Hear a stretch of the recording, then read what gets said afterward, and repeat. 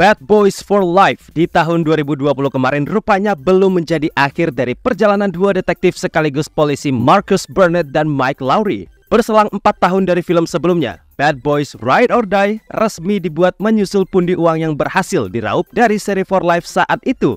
Masih diarahkan oleh duo Adil dan Bilal. Inilah yang kami rasakan setelah menonton film ini. Universe, let's talk about it. What you gonna do?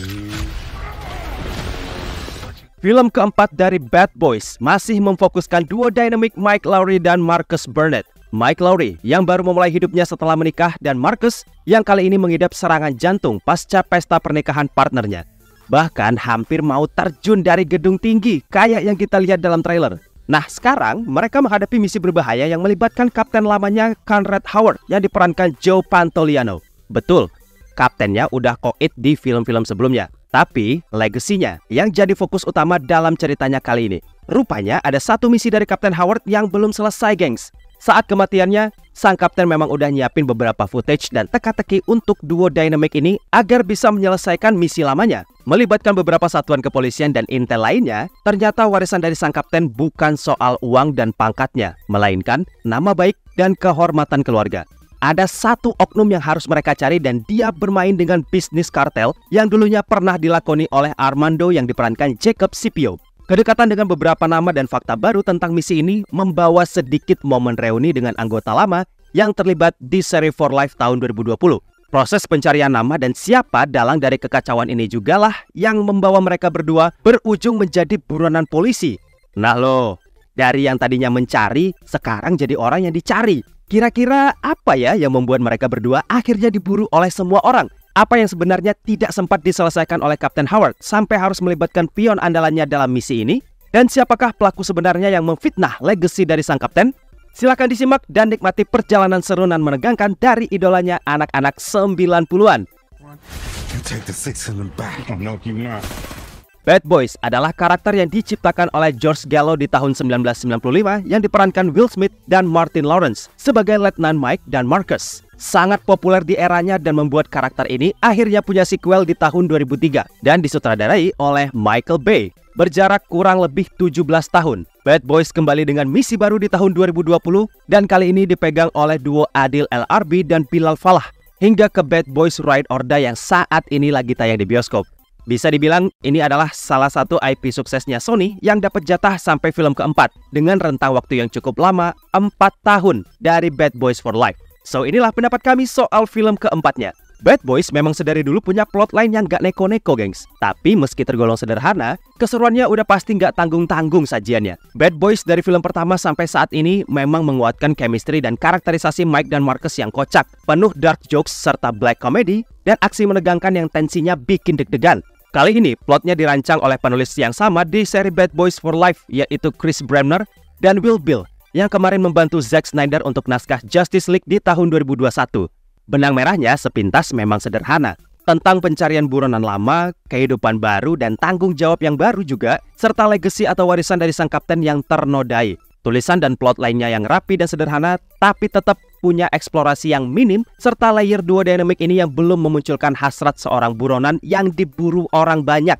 Jadi gini gengs, dalam ceritanya mereka kan jadi buronan, tapi screen time mereka diburu itu nggak banyak. Dan lebih banyak memasukkan dialog mereka berdua dalam situasi yang sebetulnya antara nggak butuh dan dibutuhkan. Diilangin juga nggak masalah, kalau ada pun nggak merubah esensi cerita. Nah, kurang lebih seperti itu situasinya. Yang mana menurut kami, jika masih getol menunjukkan sisi komedi yang mengundang gelak tawa, momen diburu inilah pembaruan momennya gengs. Tapi sayang hanya satu kali tampil dan selebihnya penuh dengan dialog situasional yang biasa mereka lakoni di film-film sebelumnya. Lalu, gue juga pengen ngingetin kalian, sebelum berangkat dari rumah ke bioskop dan milih film ini, pastikan kalian sudah nonton film sebelumnya. Kenapa? Karena plotline di film keempat ini berkaitan dan sifatnya kontinuitas dari kisah Bad Boys sebelumnya. Ada banyak karakter lama yang muncul dan khususnya di seri Bad Boys for Life, serta ada juga kejutan di film ini yang mana ada cameo-nya yang luar biasa keren. Ada eksplorasi tentang sisi lain dari dua karakter utamanya yang juga nggak kalah kece. Meski masih belum pas di bagian tertentu, tapi tetap Bad Boys nggak keluar dari akar mereka sebagai film action komedi yang mengandalkan chemistry dan keseruan berburu penjahat bersama mereka. Lalu dari segi teknis, ada juga hal yang menurut kami keren banget. Yang follow medsos mereka pasti tahu hal ini.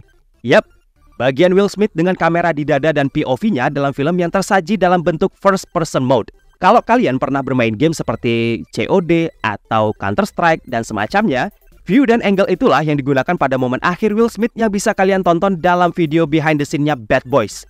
Dalam film, momen ini merupakan hal yang jarang banget digunakan teknisnya. Dan tentunya eksekusi Will Smith sangat luar biasa. Berat tau ngegendong kamera di dada terus tetap gerak sambil megang semua weaponize yang ada di badannya. Dan dituntut untuk stabil lagi.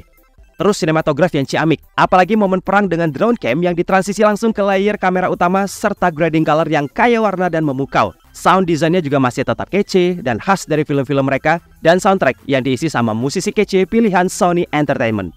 Kemudian dari segi karakterisasi dan hal menarik lainnya, kayak yang gue bilang di awal kalau ada layer baru dari dynamic duo ini guys. Will Smith sebagai Mike yang diceritakan memulai hidup baru, menjadi adik ipar sekaligus polisi yang menjunjung tinggi sebuah legasi sang kapten dan mengidap momen kecemasan yang belum pernah dia alami sebelumnya. Terlepas dari kontroversi yang dibuatnya beberapa tahun lalu dengan Chris Rock, Will Smith masih menjadi aktor yang kualitasnya gak pernah turun. Eksekusinya masih bagus dan chemistry-nya dengan beberapa karakter di dalamnya juga gak nanggung apalagi sampai canggung. Terus komedinya yang well written dari sisi dialog dan gahar dalam melakoni aksi. Martin Lawrence, sang partnernya juga punya hal ini. Mengidap serangan jantung di awal cerita dan mendapat ilham dari seseorang yang mengatakan jika belum waktunya ia untuk selesai, serta seolah-olah kayak lahir kembali gitu kan. Itu tuh momen komedinya kena banget cuy. Terus sisi komedi yang coba di-carry oleh Martin Lawrence memang gak bisa bohong. Menolong banget di film ini cuy. Karena Marcus di sini yang lebih menggebu-gebu dan berapi-api gitu. Martin Lawrence tahu betul kapan dan di mana momen ini harus dia bawakan dengan santai dan kapan bikin emosi penonton jadi naik lewat actionnya. Chemistry-nya mah nggak usah diragukan lagi lah ya. Yang mesti kalian nikmati juga adalah momen tegang dan komedikal dalam satu scene dan momen. Nah, itu tuh yang buat film ini sekali lagi nggak keluar dari jalur lamanya, serta momen kemunculannya bersama beberapa cameo di dalamnya. Ini juga jadi hal menarik dan sayang dilewatkan karena cameo di dalamnya yang super duper kece. Kalian kangen lihat acting Reed Richards aka Johan Gruffudd? Film ini solusinya. Di sini, ia menjadi karakter baru yang disandingkan dengan Will dan Martin sebagai salah satu detektif bernama Lockwood. I need a ginger ale. You got 90 seconds. Overall, kalau kalian lagi cari tontonan yang seru, plot yang gak mikir, action yang seru, serta komedi dari dua buddy cops yang ikonik, sekali lagi, film ini solusinya. Bad Boys Ride or Die menjadi film franchise yang membuktikan kestabilan kualitas dan cerita yang ada dalam sebuah saga itu nyata dan ada. Fenomena di mana sebuah franchise atau saga yang semakin kesini ceritanya semakin kemana-mana, Bad Boys membuktikan jika mereka tidak ada dalam daftar tersebut. Meski nggak menampilkan komposisi baru dalam segi cerita, yang mana plotline ini tergolong biasa dan masih oke. Bad Boys adalah tontonan kamu bareng teman-teman di kala penat menghadapi duniawi yang serba bikin bad mood. Mereka akan switch on mood kamu jadi lebih bagus dengan sajian mereka yang bikin ketawa, aksi yang super duper kece, dan chemistry yang masih solid. Silahkan disimak dan bagi pendapat kalian soal film keempat ini ya Universe. Terima kasih yang udah nonton, terima kasih untuk likes, saweria, dan super thanks-nya, serta terima kasih yang sudah bergabung di membership community. My name is Putra and Bang Eka has to sign out and until next time.